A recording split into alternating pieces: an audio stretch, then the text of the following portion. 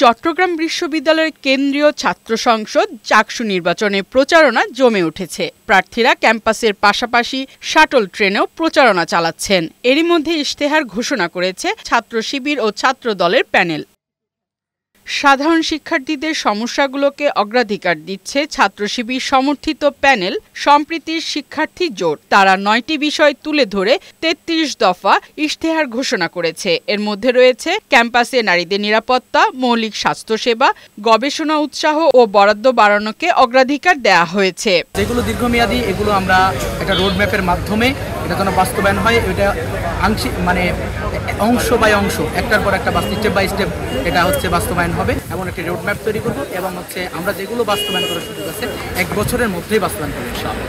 এদিকে ছাত্রদল সমর্থিত প্যানেল ৮ দফা ইশতেহারে শিক্ষা ও গবেষণাকে প্রাধান্য দিয়েছে। এছাড়া আধুনিক ও শিক্ষা বান্ধব ক্যাম্পাস গড়ে তোলা, শিক্ষার্থীদের নিরাপত্তা, নারী শিক্ষার্থীদের জন্য নিরাপদ ক্যাম্পাস ও স্বাস্থ্য সুরক্ষা নিশ্চিত করায় বিশেষ গুরুত্ব আরোপ করেছে। এছাড়া শিক্ষার্থীদের খণ্ডকালীন কর্মসংস্থানের সুযোগ সৃষ্টির কথাও উঠে আসে তাদের ইশতেহারে।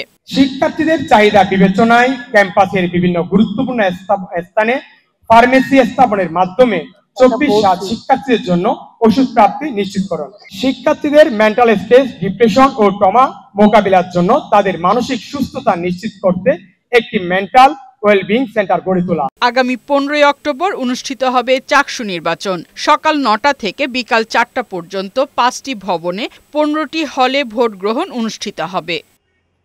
ফারহানা শিমু, বৈশাখী সংবাদ।